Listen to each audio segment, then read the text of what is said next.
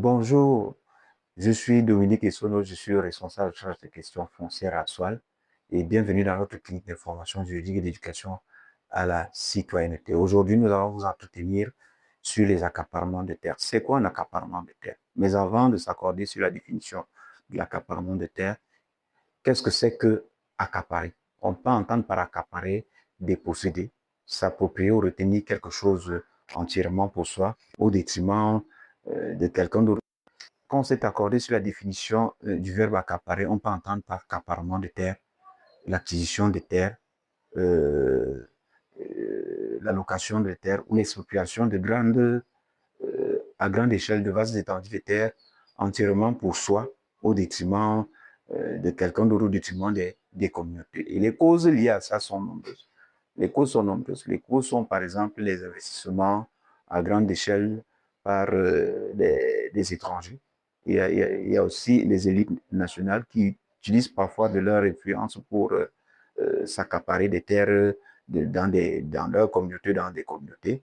Il y a les projets d'État. Vous savez que par un simple décret présidentiel, on peut décider de transformer un espace ou de vastes étendues de terre en projet de développement et ainsi privant des communautés à des dizaines de villages de leur espace vital. Les conséquences liées aux accaparements aussi sont nombreuses pour les communautés.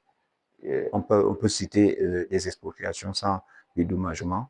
Il y a la question de dépossession des terres ancestrales, des sites sacrés sans compensation. Il y a les pertes des moyens de subsistance. Hein. Il y a les tensions et les conflits. Vous savez, quand il y a des accaparements de terres, parfois, les forces de maintien de l'ordre sont confrontées aux communautés. Ça entraîne parfois des pertes en vie humaine ou alors des dégâts sur le plan humain, ou même sur le plan sanitaire. Alors, il y a des conséquences.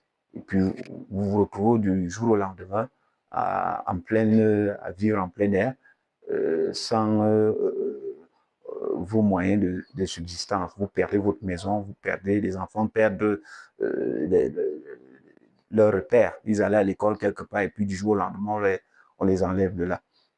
Et tous ces problèmes sont très souvent dus au fait que les communautés ou alors les personnes n'ont pas de documents légaux les préservant de ces accaparements-là. Et l'un des documents, c'est le titre foncier. Et que vous n'avez pas votre titre foncier, ça devient un problème. Et justement, au niveau du cadre légal, il y a un petit problème. Vous savez que le régime foncier camerounais fait des terres non immatriculées à propriété de l'État et donc du domaine national, ce qui facilite l'expropriation des populations qui n'ont pas de titre foncier sur leur terre ancestrale. Et comme je l'ai dit dans une vidéo, il y a au niveau des réformes en cours, des concertations qui sont engagées pour la révision de la politique foncière pour permettre aux autorités traditionnelles hein, de délivrer des titres fonciers provisoires pour faciliter la sécurisation des terres aux ménages et ainsi limiter un certain nombre de, de choses comme les accaparements de terres. Ce n'est qu'une étape. Ce document est provisoire. Le document délivré qui sera délivré par les autorités traditionnelles est un document provisoire. Mais ce n'est qu'une étape dans l'obtention du titre foncier qui lui est un document qui est délivré par l'autorité en charge des questions du domaine et des affaires foncières. Je vous remercie.